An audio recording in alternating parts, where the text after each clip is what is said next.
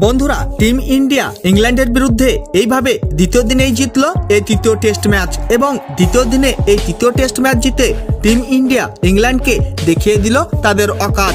আপনারা যদি দেখতে চান যে টিম ইন্ডিয়া দ্বিতীয় দিনেই কিভাবে জিতলো এই তৃতীয় টেস্ট ম্যাচ, তাহলে বন্ধুরা ভিডিওটি লাইক করুন এবং চ্যানেলটাকে সাবস্ক্রাইব করে রাখুন।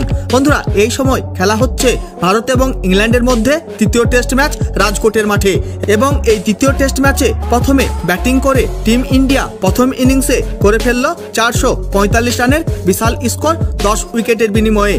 তার মধ্যে এই তৃতীয় টেস্ট ম্যাচে টিম ইন্ডিয়ার অধিনায়ক রোহিত শর্মা করে ফেললো সেঞ্চুরি এবং খেলে ফেললো 196 বলে 131 রানের তাবড়তোড় ইনিংস, 14টি 4 এবং 3টি গগনচুম্বী ছক্কার সাহায্যে।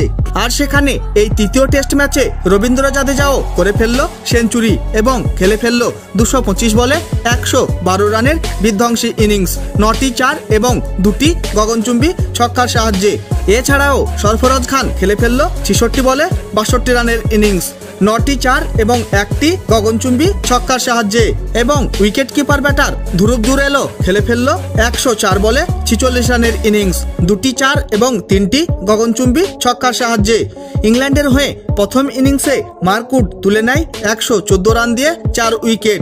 আর সেখানে রেহান আহমেদ তুলে নেয় 2 উইকেট 85 রান দিয়ে। তার জবাবে এই রান তাড়া করতে এসে ইংল্যান্ডের হয়ে এই তৃতীয় টেস্ট ম্যাচের প্রথম ইনিংসে বিধ্বংসী ব্যাটিং করে ফেললো বেন ডাকেট এবং করে ফেললো সেঞ্চুরি এবং খেলে ফেললো মাত্র 118 বলে 133 রানের মারকাটারি ইনিংস, প্রায় 113 স্ট্রাইক রেটে, 21টি 4 এবং 2টি গগনচুম্বী ছক্কার সাহায্যে।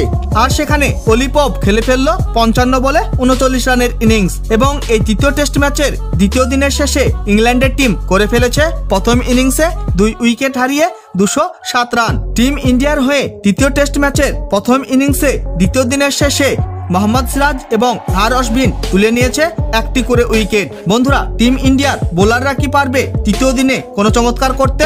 অবশ্যই কমেন্ট করে জানিয়ে দেবেন আপনাদের মতামত। বন্ধুরা, ভিডিওটি শেষ পর্যন্ত দেখার জন্য ধন্যবাদ জানাই। তাহলে দেখা হবে নেক্সট কোনো ভিডিওতে।